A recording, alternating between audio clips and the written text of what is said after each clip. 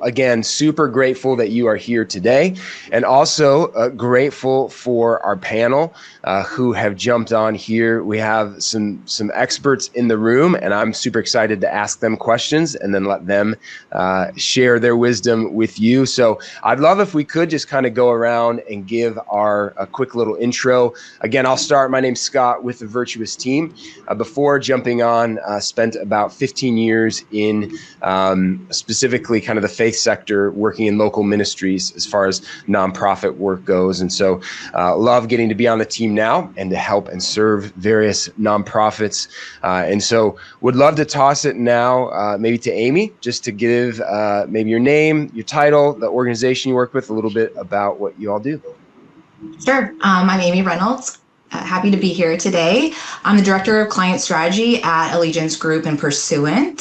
So we are a direct marketing agency. We partner in nonprofit success. We create tailored fundraising campaigns that inspire action, build lasting donor relationships, and make real impact. The important thing about Allegiance is that we always use data-driven marketing and innovative creative solutions, and we really use connections with donors to build our organizations up in meaningful ways. Yeah, that's awesome. It's awesome. Joshua, you want to give us a little intro? Yeah, sure. You'll hear from my accent that I'm from slightly South Texas, let's call it that place. Sydney, Australia originally. Work with Dunham and Company, have done that for about 17 years. I first got into this work, honestly, it was during the GFC, the Great Recession, some people know it as. And so I watch a lot of people, I was in finance at the time, watched a lot of my clients in finance lose a lot of what they had and realized that they had their security and their stuff. And that was kind of sad to see. So honestly, the work that I've done and what I've committed myself to is to see people give generously, because there's so much more meaning in it as they connect with those meaningful missions. And so that's what I've done for 17 years as a company. We really help to organizations to close that impact gap. Most have bigger visions than they have the resources for. So we come alongside with marketing, fundraising, media, and brand expertise to help. Yeah, fantastic. Mark, how about you?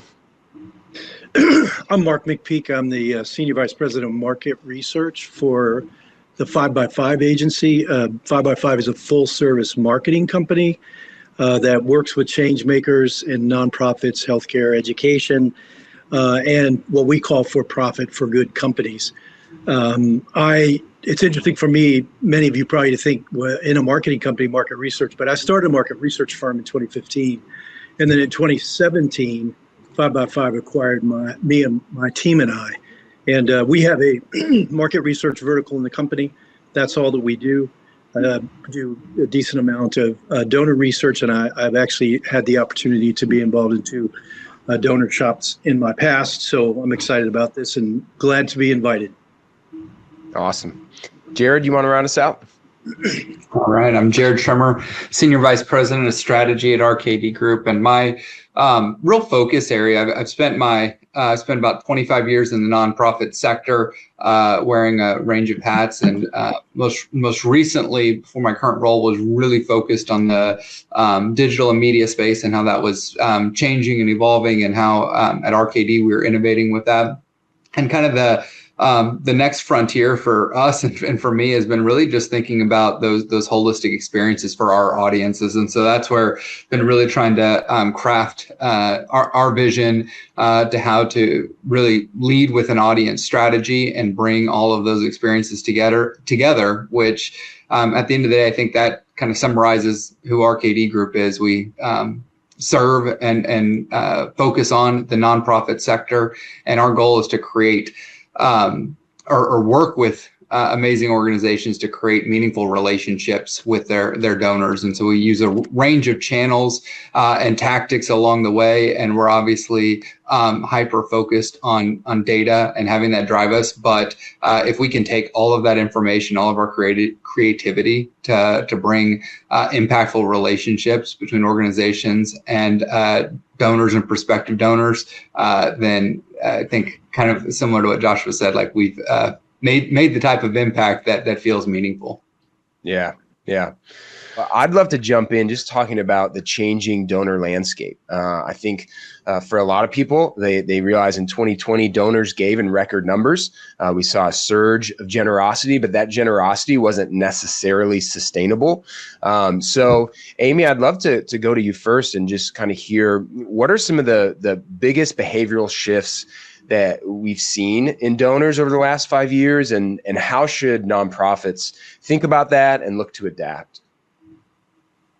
Thank you. So I think the biggest two shifts that we are seeing is donor expectations and also moving over to digital giving, which I will say is a big plus for a lot of organizations. I'm sure a lot of us are feeling the need to dive into younger audiences, acquire those.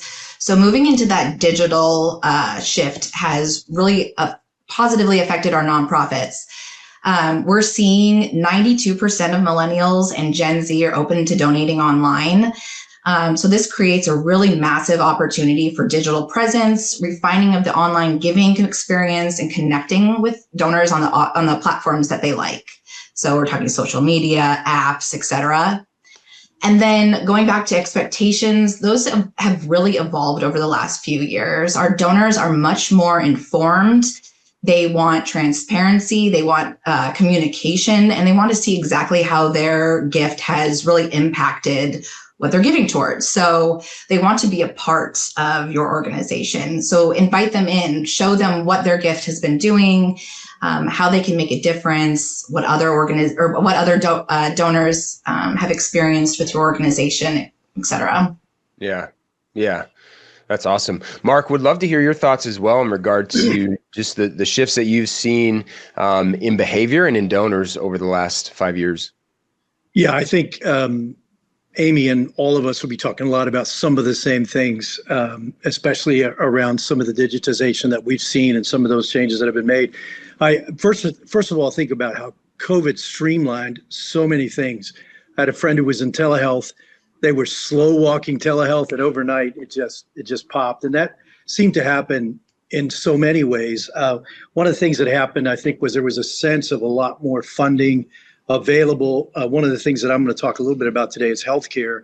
I think in healthcare, one of the sectors that immediately, the approvals got done more quickly and emergency funding more quickly and all of those things. So things moved really fast.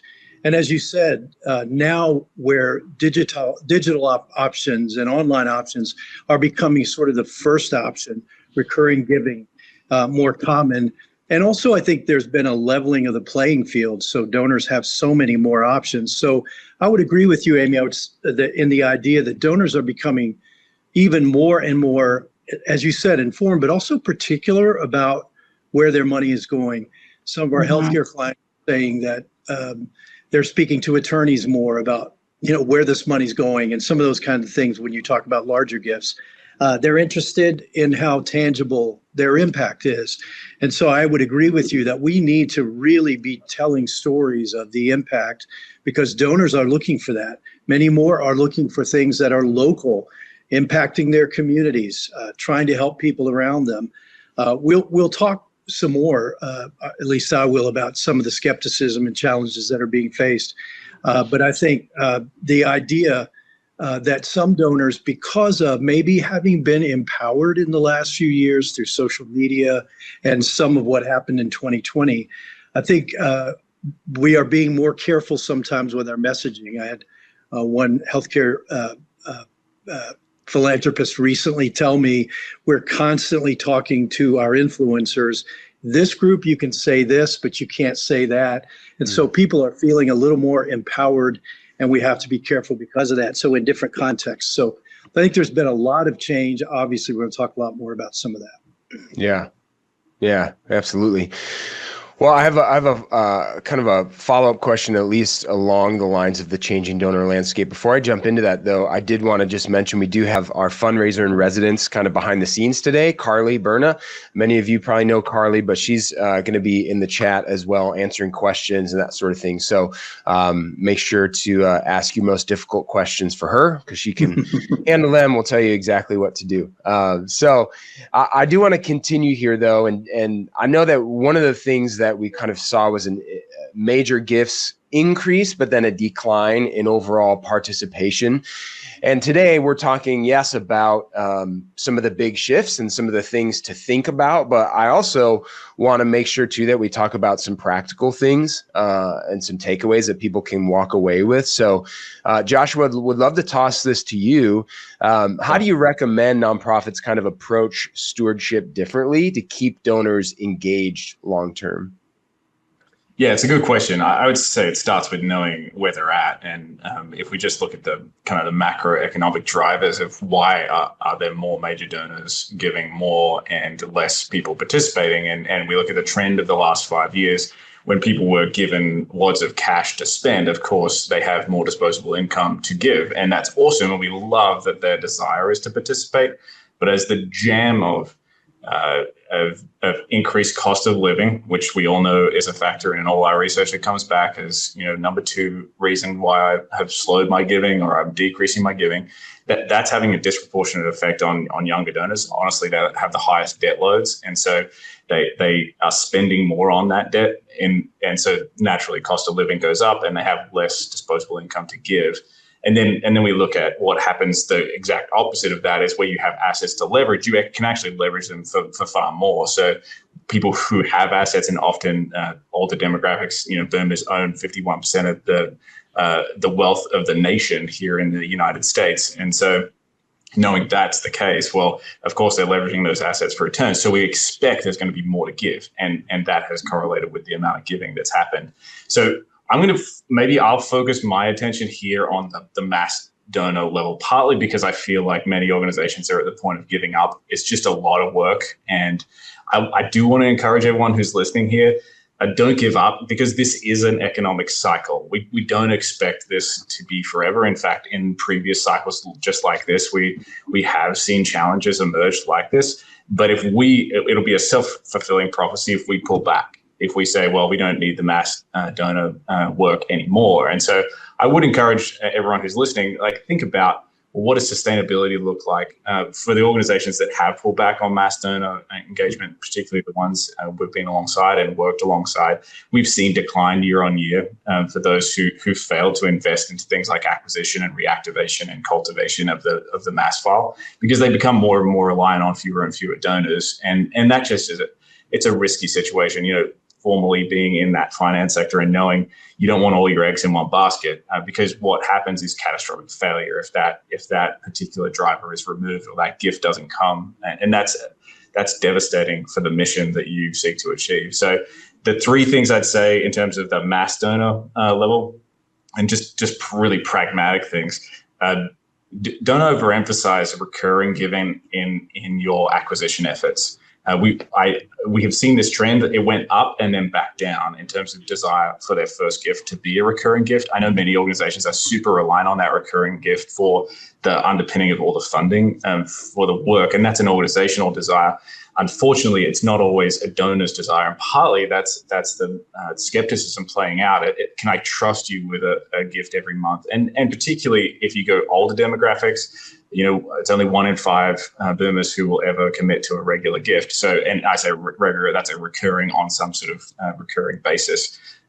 So that's a really simple one is make sure you allow people to engage with you for the first time in whatever way they want to.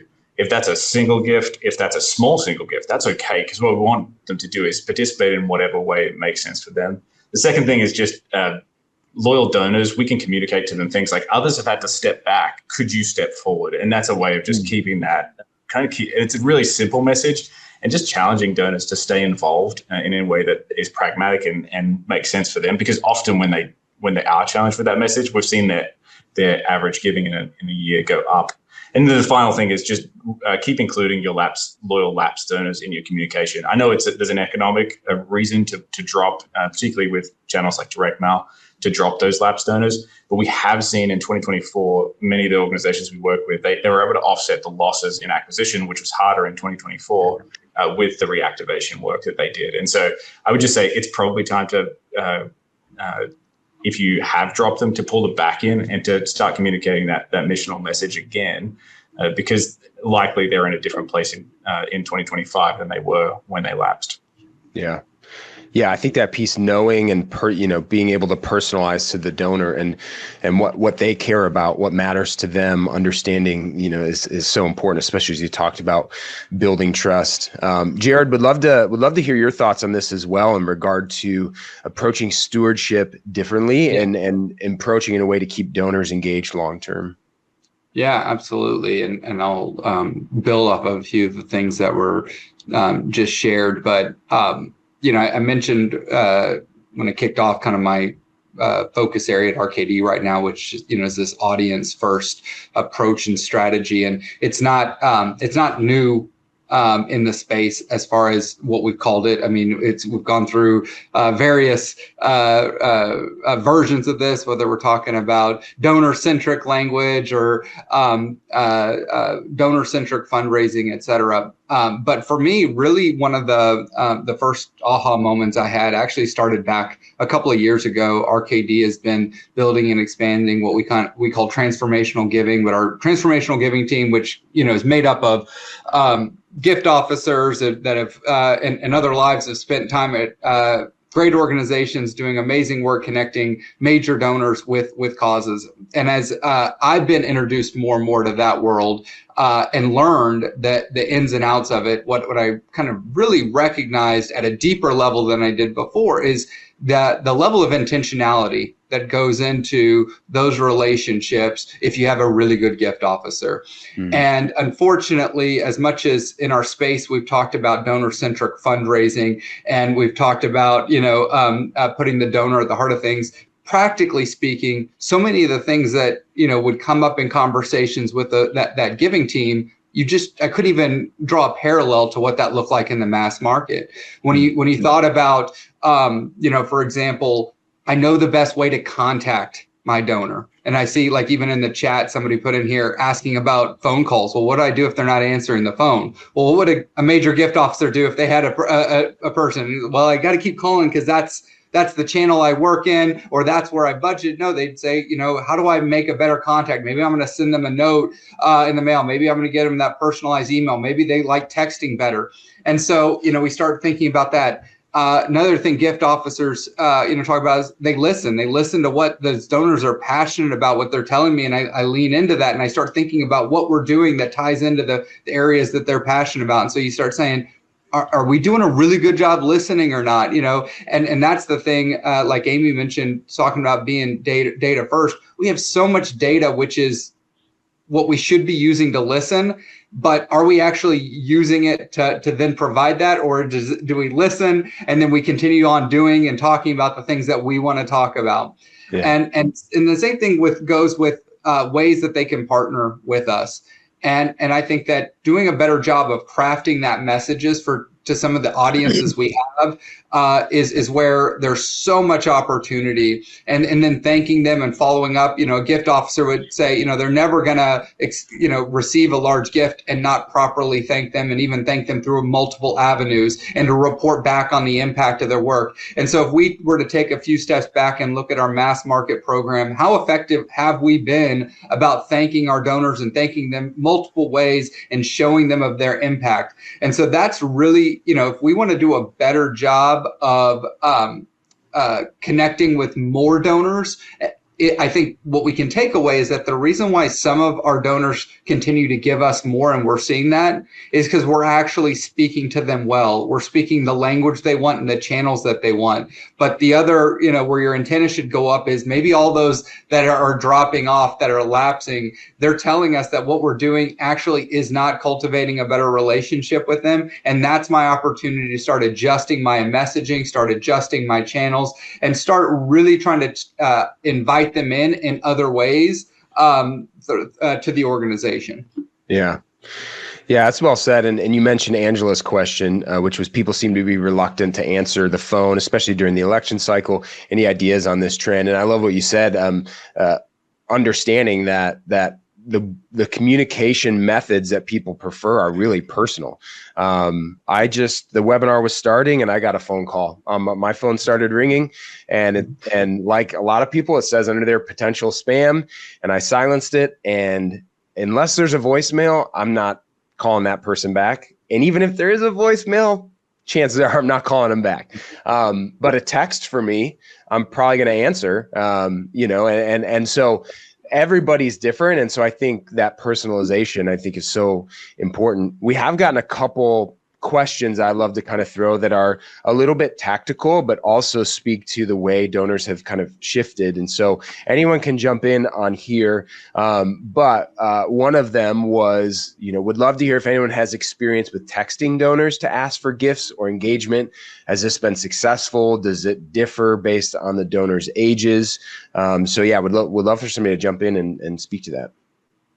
Yeah, I'd say a couple things on that front. I think one, we've found it to be an incredibly impactful channel that has really risen up, I would say, over the last 36 months. I kind of joke around that texting has gone through, in my career, about 4 different cycles of us being ready for it. But I think finally this is the one where it's sticking, and we're seeing that donor engagement. And I'm really seeing it come through in 2 different ways. One, it's a fantastic breakthrough channel if you've identified donors that have just not been responsive to mail, have not been responsive to email. It's a great way to kind of break through that clutter and see if you can reconnect with them. And then the second piece is, and this kind of speaks to what you mentioned, Scott, sometimes there's you have to lean into where donors are most engaged and most responsive. And so that's where you can also have this group bubble up where you're like, this is a really, we'd call text responsive group. This is how they like to hear from us. This is how they're going to respond to us. And we need to lean into that. And so it doesn't mean that everybody in your organization is going to get, 24 texts a year, but there's a group of people, again, those text responsive people said, this is, I don't check my email. I don't, look at my voicemail, and I'm not opening my mail. But if you text me, that's a great way for me to hear about what's going on in the organization, and I like it. That's where you want to identify those preferences and behavior and lean into it. Yeah. This is a similar kind of tactical question. When should you leave voicemails for current or potential donors? When shouldn't you leave a voicemail? Are there any either best practices or things you all have seen that this can be effective, or maybe not so much?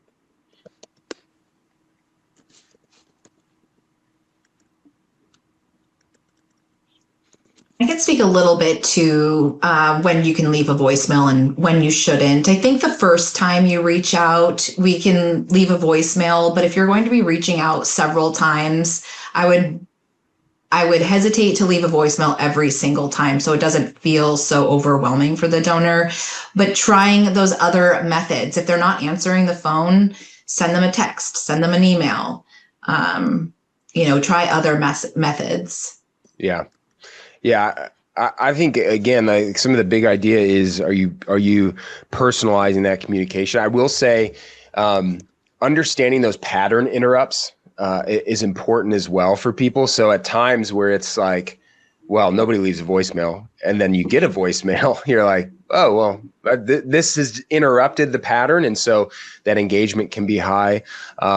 But I think that is so important to really understand and personalize. Let's do one more question. I love these. Keep coming in. But we'll do one more, and then we'll kind of keep going here and keep addressing them. But Don mentioned in the chat, is the text response age related, or is it kind of across the board? I think that's helpful in understanding demographics there.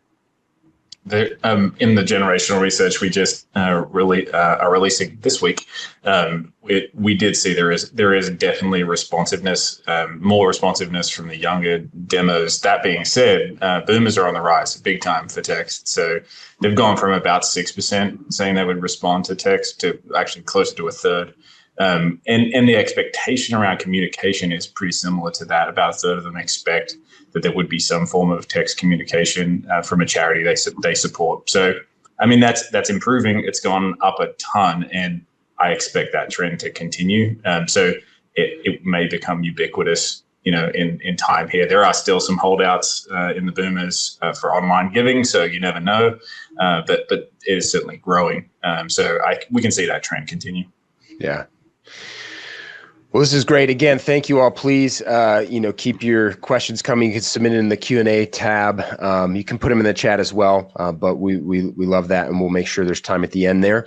But I do want to jump into some maybe sector-specific challenges and changes or adaptations that we've seen, and would just want to acknowledge there's a diversity of sector even here on the webinar, and people are in different spots. And they felt these changes in unique ways depending on that sector. So would love to go around and just hear from each of you, maybe what you've seen that's changed most in your space and how you're seeing organizations successfully adapt. Mark, do you want to kick us off speaking to healthcare? Yeah, so by way of disclaimer, I would say most of our healthcare clients are hospital systems, and then people in the entrepreneurial or organizations in the entrepreneurial healthcare space, direct to consumer, things like that. But we learned a lot from some of those. And I'm going to tell you just a quick story by factoid. Healthcare went on this roller coaster ride. 2020, healthcare's workers were heroes. We remember all that.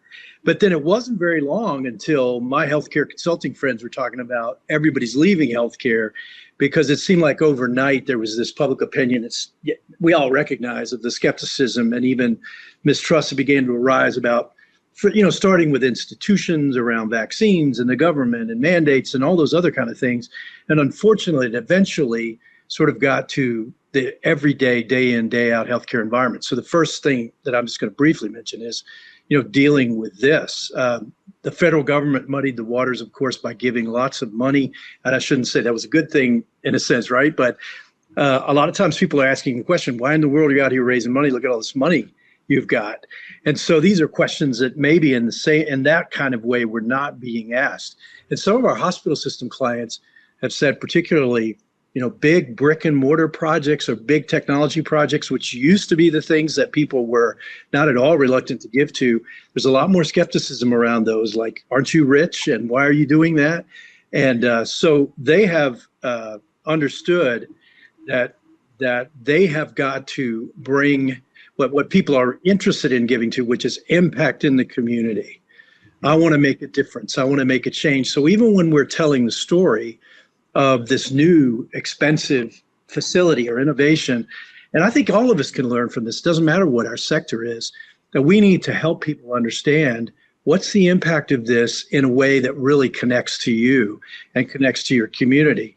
So I think it's fair to say that they are focusing much more on impact rather than features, which might sort of be a flip from the way they used to be doing it.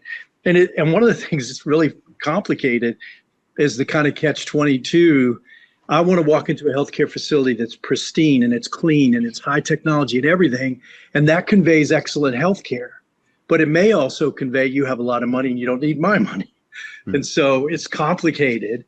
But I think the answer is that they are really trying to tell the story in much more personal, impact ways.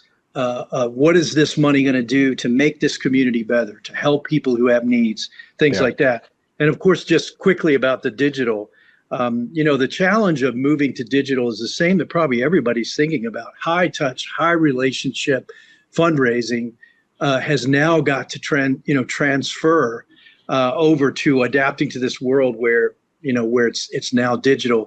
And I think maybe the best way to say what they're doing is that they really are trying to say, how can we be virtual and high touch?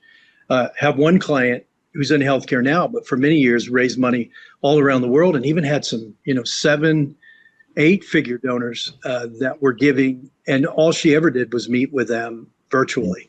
And you can still, with those best donors, and then we know that with Gen Z and even millennials, we need to be doing a lot more digital. And so I think that's just quick. Yeah. But some ideas about what's going on there. I'd say those two things, dealing with the skepticism, and then just like everyone else, trying to adjust their high touch, high personal to something more digital. Yeah. Amy, would love to jump over and hear from you in regard to kind of what you've seen in education.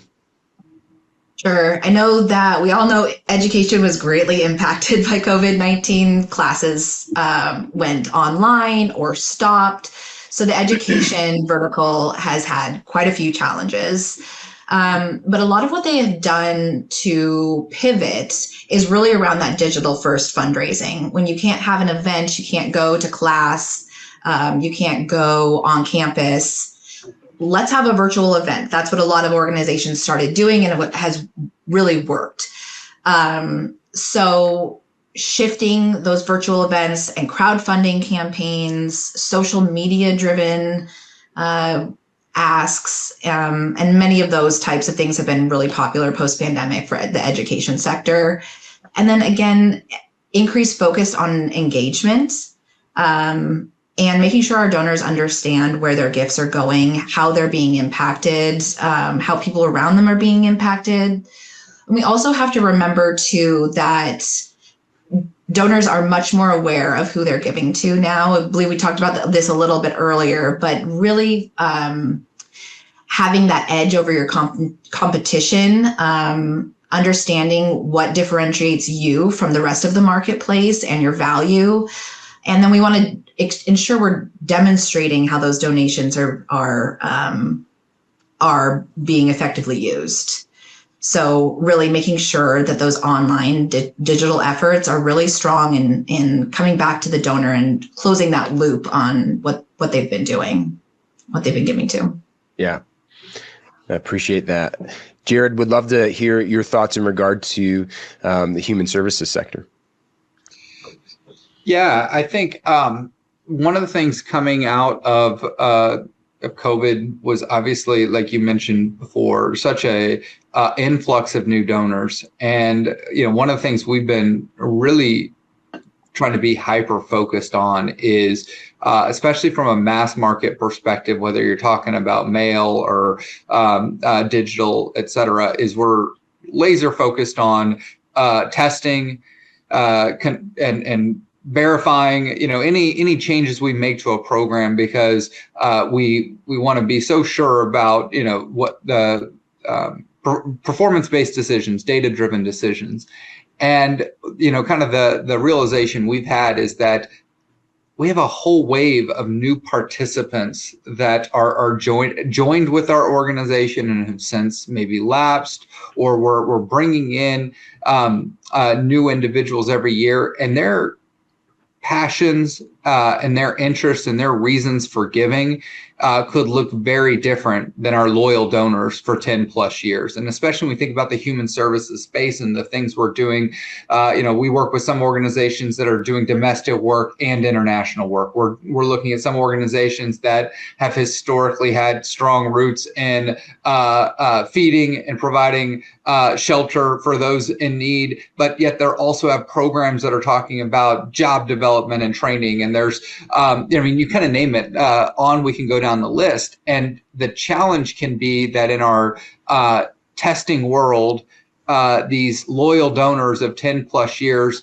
are driving decisions for our entire program or file that might not be connecting and resonating with those donors that came on a few years ago, or these new donors that are coming in. And so it doesn't mean that we want to disconnect or break up the key things that have driven those long-term relationships, but it is where we want to craft new messages and new opportunities to express what you're doing in a way that hopefully is going to be more impactful to those new donors that you have. And so that's, for us, that's where, we want to make sure that we're identifying kind of the unique persona elements between those long-standing donors and those donors that just came in, or our recently lapsed donor group, and then doing some donor research on top of that, so we can really start understanding how different are these groups, and how much how should that inform some of the testing and changing that we want to bring to the table, because I think we can waste a lot of time if the fact of the matter is the donors we brought in this year look exactly like and are behaving just like the donors we've had for 20 years. But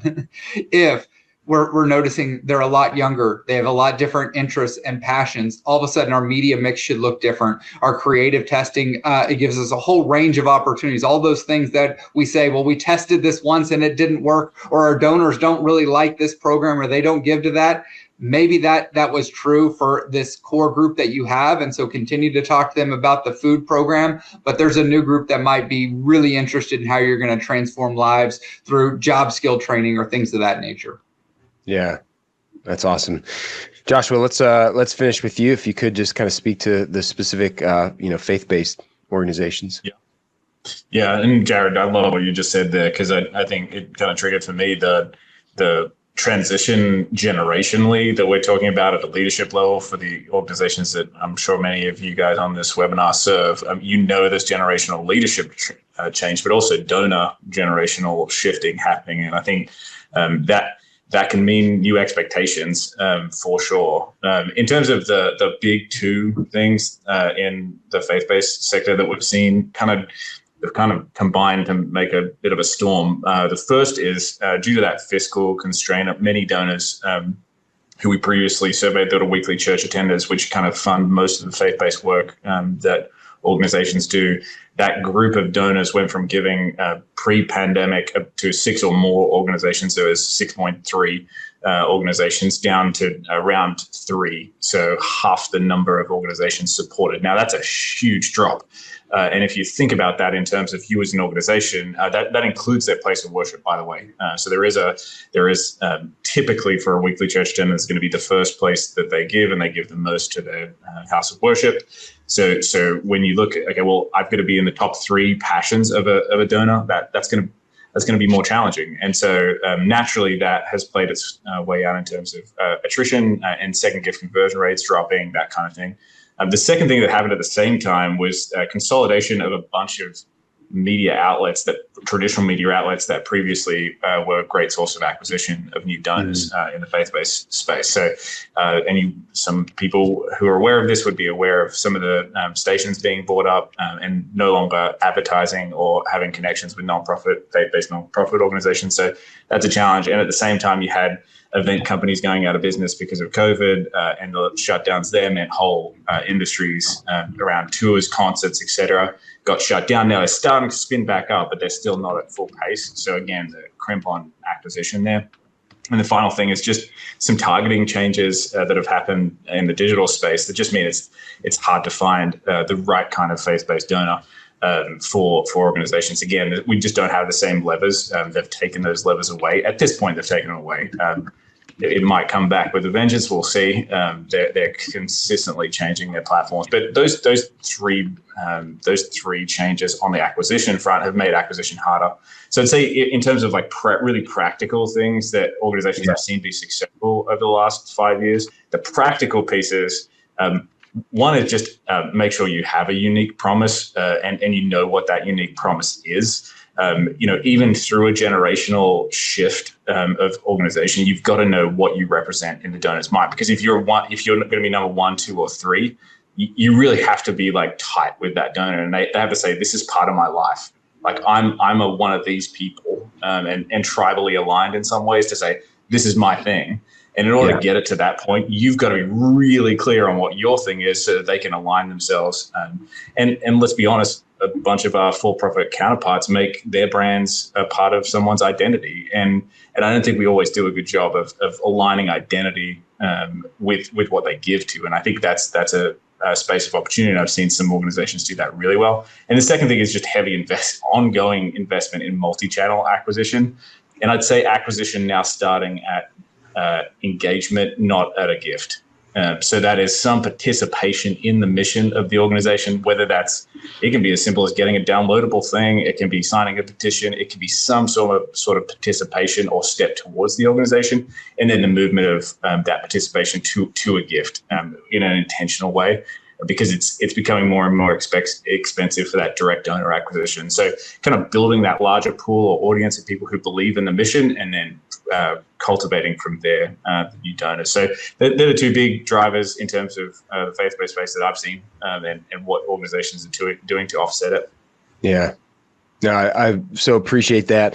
And just a reminder for folks that if you go to the Docs tab, you can download that report. And so all the panelists today contributed to that and kind of spoke to some sector specific things as well as overall. So there's actually some more information in there, some more insights, some more things that I think would be really helpful for you. So go ahead and download that. We can dive deeper there. Now, I do want to kind of shift the conversation a bit and talk about the role of technology in fundraising. And in particular, like, we know that technology can be a game changer. So from AI-driven insights, automation, predictive analytics, like all of that stuff is starting to become more common. But for some nonprofits, adopting these tools or taking those steps to use technology in a way that's really helpful can feel overwhelming. So I'd love to just hear, Amy, if we could maybe start with you. How do you recommend nonprofits integrate technology without losing that personal touch? Yeah, so I think that nonprofits should really continue to explore technology and how they can refine their strategies, raise awareness, build trust with their donors, and enhance their operations. Some of those key items would be like, exploring other donation platforms like crypto, ACH, PayPal, Apple Pay is another good one. Crypto seems a little scary, but there are some great platforms that will help you with that. Automating your online fundraising efforts to maximize efficiency, that will help you cut costs, make your life a lot easier. And that's done pretty easy. I think automating those efforts has become pretty standard now. So if you're not doing that already, look into how you can be utilizing your time better with something like that. And then, of course, Scott, as you mentioned, predictive analytics. So I will always say that data is the most important. We have to be, creative as well, but let's use those analytics to refine your mail files, improve engagement, target the correct audience. Again, that helps you, save money, create efficiency. And then really by embracing these tools, your organization can kind of grow into a smarter, more efficient organization. And you can then show your donors how you're doing these things differently to maximize their impact as well. Yeah, that's awesome. Joshua, would love to hear your thoughts on this as well, regarding integrating technology, using technology, but still staying human and having that personal touch. Yeah, right. And I'll say maybe I'll take it from a different angle, because I know many people operate within teams. And the reality is your teams aren't growing, but the workload is, with all the communication demands of these next generations that we're talking about, the demands of personalization and how much they're even expecting. I mean, I just looked at the report for Gen Z. It looks like a vast majority, 81% of them, want a direct mail appeal in their mailbox every month. So, okay, well, that's like, I don't know how we're going to do all that. And so part of that is just realizing that although there's these higher demands for output from our teams likely aren't growing at the same rate. So how do we fill that gap? And I'd say, like, for one, you can use great tools like GPT. It's fantastic and it's only getting better every day. But if you don't have a campaign brief or something that drives the human connection at the start, you will lose it through the process. It will become like mincemeat. And will not be recognizable for you as an organization. It will not have the unique flavor that it needs to, and it won't have a human touch. So in the way I construct these things with organizations we partner with, even with ourselves, is these tools are great for increasing the output, but they absolutely need a level of human interaction, and that starts with what do you input, and how is that directly connected to the felt need of your donor and exactly what they're thinking. Therefore, the output is better. And the final thing is, just be careful if you use tools like this, because it's easy to switch off your brain, or your team may switch off their brain because it's like, oh, there's my 100th post for this campaign. Fantastic. It's all good. Scroll, scroll, scroll. We're done. And away it goes.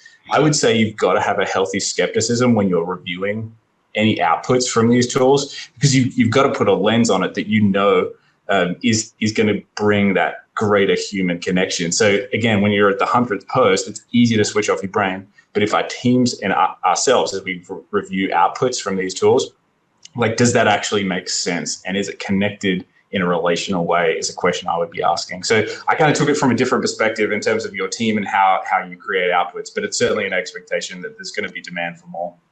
Yeah.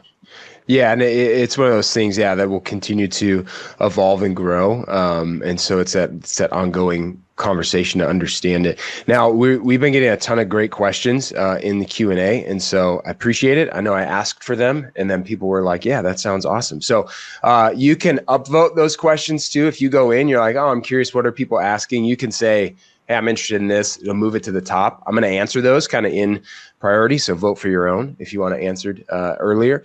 But would love to do this. I want to make sure we have time for Q&A, but really wanted to make sure that we hit on kind of the future of fundraising and what you all are seeing in regard to trends, shifts, things that you believe nonprofits must prepare for over the next 5 years. I'd love to go through, with each of you to kind of hear your thoughts on that here, and then jump to Q&A. So Jared, do you mind kicking us off with that? Yeah, absolutely. And I'm going to kind of build off of some of the things that Joshua was talking about. I think that how organizations handle and leverage the technology available to us will determine whether they're successful at connecting with donors 3 years from now, 5 years from now, and onward. And I typically am seeing, and I kind of predict that if organizations fall in either of these camps, they're in a lot of trouble. If they sit there and say, that's not for us because, we're about relationships, or you don't understand my donors are of X age, or they don't realize those organizations don't realize is how fast things are adapting and changing, and that actually we have tools in place that can actually better connect you with individuals and allow you to do things that otherwise you couldn't. On the flip side, as an organization that looks at it and says, we can do all of these amazing things that's going to completely transform everything, and I don't need the staff, I don't need these certain relationships because I'm going to have AI and it's going to do it all. I think those organizations will also find themselves at a massive disadvantage because they're going to realize that we're still in a relationship-oriented business, and we have to bring that to the table. And I think that's the beauty of what technology, and specifically AI, is going to provide for us. Is this going to give us the ability to create more personalized experiences and create the things that we've been talking about wanting to do for so long in a way that's actually scalable, but it's going to be done because there's that relational intentionality, and it's going to be done because organizations are literally trying to take it one step at a time. They don't decide, tomorrow that they're ready to run the ultra marathon. Maybe they're going to start with a 5K today, and they're going to be building up over the coming months and years. Yeah, that's good. Mark, would love to toss it to you to share kind of a trend shifts you believe nonprofits must prepare for over the next 5 years. Well, I think, I'm the old guy on the call, Scott, but I have always been, perhaps because of the field that I've been in, either an early appreciator or an early adopter of the importance of data. And I would just say to everybody on the call, if you're not figuring out how to get all of the relevant data that you need, and more data is relevant than it used to be, there's so many things about just relationships and operations that aren't specifically financial, they aren't specifically donor. But if you're not working to capture all the relevant data and get it to a place where it can be normalized, think, a data warehouse or a data lake, or some place where you can have all of your data in a way that you can, not messing with the original source that's being collected, but that you can, if you're not doing that, you need to do it now. And we were talking about, Scott, we're thinking about balancing, resources with all the, limited resources and all the changes. This is something you cannot afford, in my opinion, not to do as an organization, because as we have to be ready, as AI continues to learn and continues to improve, we have to be ready, for that, to be able to take advantage of what it can do for our organizations. And I would say too, as you're leveraging technology, and I appreciate very much, Jared, what you guys are saying is absolutely right. I think one thing I think about, one of my friends is on this call, and I know much of his donor organization, they're as old or older than I am. Don't move too fast with that donor, as so segmenting the donors and really being able to understand I still need to handle this donor this way, but also I can't move too slowly. So I'm sorry that we're in that position. But again, normalizing your data, you may have somebody in-house now who can use an old CRM and some Excel files and, a paper clip and some tape to produce a report for you. But really, you're going to have to get to a place where you really do have a place where you have one source of truth. If you're not there, and honestly, it's surprising how many of us are not there, maybe not even close, and we think we're going to get by. I don't think you are. I would encourage you, and it's not my business, it's not the business I do, but find somebody, maybe somebody on this call does that for them. But data and analytics will be critical moving into the future. Get ready, because if it's not already here, it's coming. Yeah, absolutely. Amy, would love to toss this question to hear your thoughts. Sure. I will totally agree with Mark on this. Data is so important, but also making sure your data is clean and that you have smart business rules. I think that's essential. Another thing I think the pandemic really drove home was the need to be able to pivot quickly.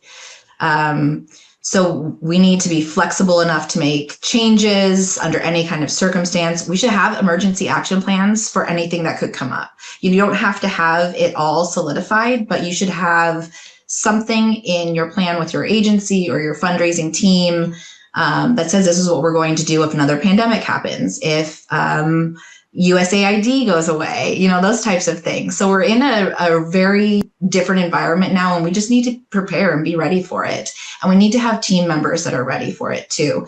So I think going back to something maybe Jared said earlier is that everybody needs to be ready and willing to make these changes, have the knowledge, et cetera. Yeah. Joshua, you want to round us out here on this question? Yeah, sure. And asking me to predict the last 5 years, I would have done terribly. I think would I have predicted a pandemic? Probably not. Would I have predicted the amount of change that's happened in this period of time? Probably not. So, I will say, from my perspective, I don't even know if any of us will have jobs or need jobs by the time the machines take over. So that may be the camp that I come from. But in all seriousness, that amount of change with people is a dangerous level of change. I would say there is anxiety that comes with that, and anxious people don't make good decisions typically. So I think part of it is in coming to terms with what you're feeling through this. How do I feel as this change comes at me, and how do I make good decisions as an organization and as teams as this change continues to bombard us. But we also have to put our minds in the minds of our donors and say, what are they experiencing too through this change? And it'll hit different people differently. Millennials still have 30 years of work to do. So they're at a very different career stage than our boomer donors who are likely moving into retirement now. There's a different mentality there. So yeah, I'd say again, being aware of that anxiety, it all comes down to relational equity and fundraising. It's trust that allows someone to give free and with their whole heart to the mission that you serve. And if you focus on that and don't make anxious decisions through this to cut whole things or to chop things completely, whilst recognizing there's going to be the COVID level events that likely continue to happen, I think you'll still bear fruit. And that's the most important thing, is how do you build relationships that last even through that anxiety? And how do you, even as an organization, how do you create a world that's less anxious through your connections and community together? Yeah. How do you do that in your communication too? So that's what I would say. It's gonna get bumpy. It's already been bumpy, so expect bumpy. Yeah, we'll get through it together, right? Well, I do want to jump to our Q&A. I know we have a lot of questions here, but just real quick before we do, I did want to let people know, just in regard to some of what we've been talking about, how do you prepare for the future? How do you think through fundraising strategy today? We are super excited to have our Responsive Nonprofit Summit coming up on June 4th and 5th. This is a virtual event and it's free. And so So we would love to invite those of you here to that. I'm going to post a link in the chat. You can actually use that to register. But we're going to be looking at all sorts of things. We're going to have we have an amazing kind of selection of speakers, but things like how do you design and scale a donor retention strategy in 2025, or using AI to turn data into strategic decisions, managing mid and major donor profile or portfolios for real results, and a ton of other stuff. So that we're also going to have a first look at our 2025 Virtuous Benchmark Report, which is going to break down a ton of key trends and what you can do with that data. So wanted to invite people, let people know about that. Again, it's free, so join us for that. You'll hear more about it, I'm sure, but wanted to just let people know. Now, we have a little bit of time here. I'm going to jump to the most upvoted questions, like I said I would, but let's do our best to kind of answer these rapid fire if we can, to get through as many as possible. First one, Amy asked, do you have a few go-to questions for gathering impact stories? I want to make sure I'm understanding that. I guess when it comes to the recipients, when you're out there engaging, somebody put this in the chat earlier, which I thought was fantastic. It's reminding that our donors are not giving to an organization; they're giving to meet a need. They're giving to try to give through the organization, I think is the way the person put it in the chat, which I really liked. And so when you think about the questions to ask those recipients to get that great impact story, I think one of the great places to start are, if I just gave X amount of dollars to take care of this, what would I want to know? What did this do for this individual? What did it mean to them? What has been the result or the impact of it? And so I think if we as organizations, as partners, can do a better job of trying to not only connect with donors like we talked a lot about, but also try to put ourselves in donor shoes and say, this is our chance to answer their questions. This is our chance to inspire them with these stories. What would they want to ask? What would they want to see? What would they want to hear? What would they care about? And if we can start fueling all of our questions with that, I think our stories are going to really meet their needs, where it becomes less about a checklist we have in our organizational, we went out and we did 5 interviews and we asked these 5 questions, but I'm really trying to be thoughtful about what the donors want to hear. Yeah. That's good. Here's another one. Should nonprofits, as a general rule, build in a permissions campaign into their annual comms calendar? So in other words, understanding how people want to be contacted, communicated with, that sort of thing. I have seen it work.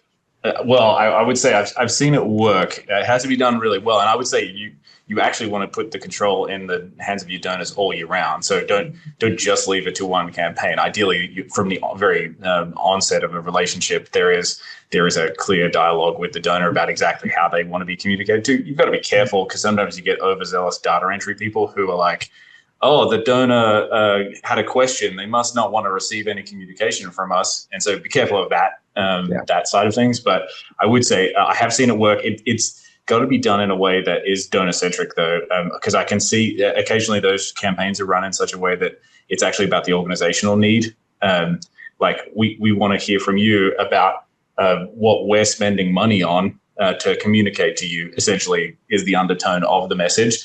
So whenever you're organizational centric, you're taking the spotlight off the impact of your work. So it does have to be, it comes down to the message and the way in which you craft it. If it's done in a way in which you're really trying to gather more information on the donor, and you can use that data set to build out what you know about the donor, and that's the way you're using it to really harvest that data, that's fantastic, because it allows you to connect with them in a great way. So that I would say I would recommend that approach, but not so much the org-centric approach to that same thing. Yeah, I know we're going over here just a bit. I do have one more, and then we have a few other questions that I know that we can certainly follow up on. But Amy, would love to hear your thoughts on this. How does a young organization find new donors in this environment? I think you really have to connect with who your people are, right? So using Facebook or digital methods to find those similar interests. doing events, handing things out locally. If their organization is very small and local, you have a great opportunity to get involved with your community. And really just focusing on retention with the donors that you do have, making sure that they know that they're appreciated, but also trying some acquisition methods. If you're a smaller organization, you can do less expensive strategies through email and digital. You don't have to go out with $1 million direct mail acquisition package to really get started in that channel. Yeah, no, I appreciate that. Amy, Joshua, Mark, Jared, we so appreciate your time and sharing your wisdom and insights. But thank you again so much for joining us today. We hope it was helpful, and we will see you next time. Thank you.